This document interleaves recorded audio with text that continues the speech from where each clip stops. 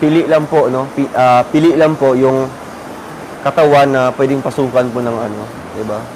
Kumbaga, yan yung medium. Medium po yung tinatawag nun, medium. Di bali, doon po papasok yung kaluluwa po or something. Basta ganun ba,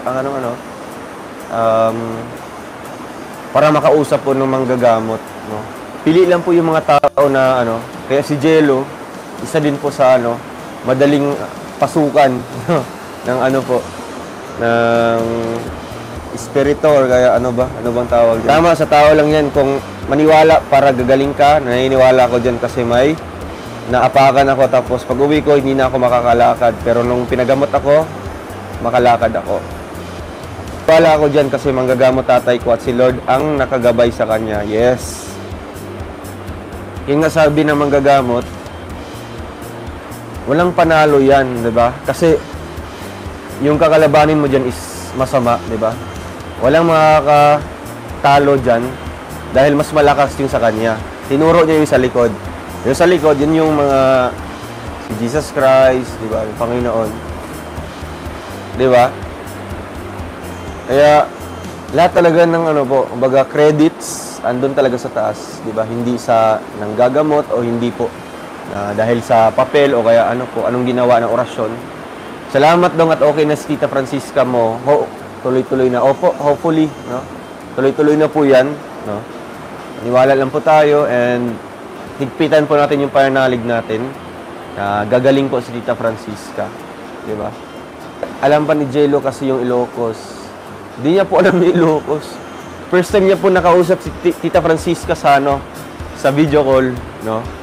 Kaya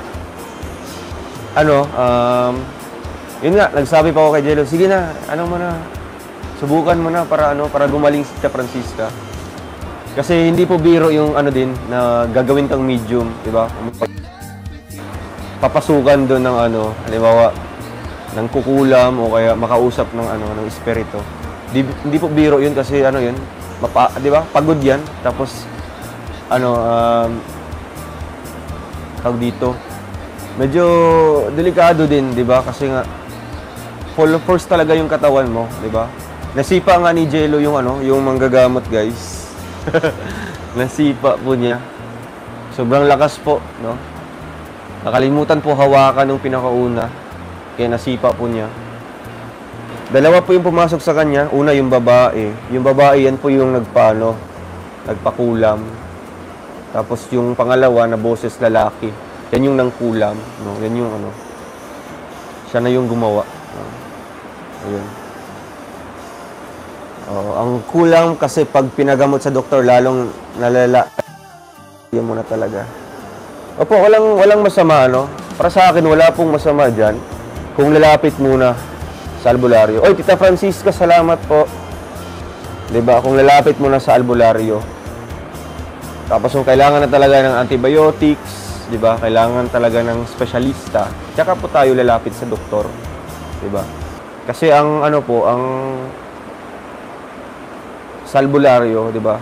Kumbaga siya yung sila, 'di ba? Faith healer, 'di ba? Faith healer sila. Mas malalaman nila kung halimbawa may mga bagay-bagay po na hindi maipaliwanag, 'di ba? O hindi gagaling sa doktor o kaya sa sa hospital. Actually, guys, dalawang beses na po siya nakaranas po ng ganun. Yung una, ganun din po, matapang, tapos grabe, no? Grabe din po yung struggle po ng manggagamot din. Pero nalampasan po niya, no? Oo, yung iba po nag-chat pa po sa akin na hindi daw siya naniniwala sa mga ganyan Dr. Quack, tapos dito, tanging naniniwala lang po sila sa doktor, tapos sa gamot.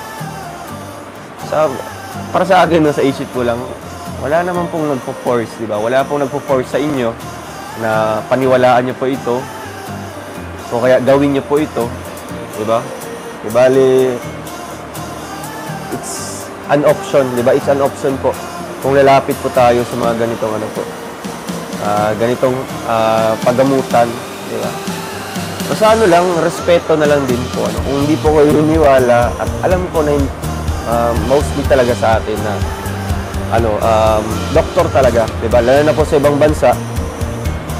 Pero dito kasi sa mga probinsya ay niwala sa mga ganyang superstitious belief, 'di ba?